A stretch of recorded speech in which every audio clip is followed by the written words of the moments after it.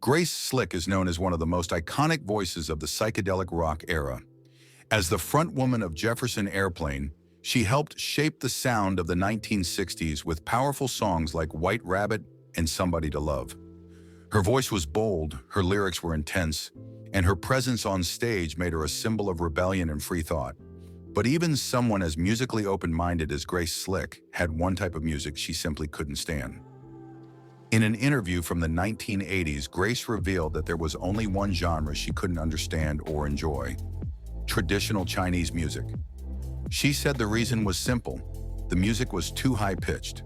Most of it, she explained, had female vocals that stayed in the high end throughout the whole song, and for her that was difficult to enjoy.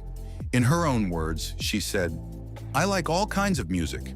I mean, the only music I don't understand very well is Chinese because it's almost always a high-end female voice, and I can't stand high-end for a very long time. I have to hear a bass, otherwise I get kind of strange." This might come as a surprise from someone who helped invent an entire subgenre of rock, but Grace Slick has always been honest, even when her opinions were controversial. Over the years, Grace has made other strong statements about music. For example, in a 2017 interview, she criticized Selene Dion's songs, not because of her voice, but because of the style. She said Dion had a beautiful instrument, but called her songs kind of stupid. Grace even added that Dion didn't need to pound her chest or be dramatic to impress people. Her voice alone was enough. She compared Dion to Whitney Houston, saying that Houston didn't need flashy performances or dancers. She just stood in the middle of the stage and sang, and that was powerful enough. Grace has also shared her opinions about aging in the rock world. In the late 1990s, she said that all rock stars over 50 looked stupid and should retire.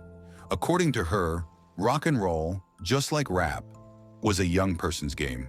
In her view, genres like jazz, blues, or country could be played forever, but rock and roll was meant to express youthful anger and energy. And if you didn't feel that anymore, then it didn't make sense to keep performing. She later explained this idea by saying, "You can do jazz, classical, blues, opera, country until you're 150, but rap and rock and roll are ways for young people to get that anger out. It's silly to perform a song without relevance to the present or express feelings you no longer have."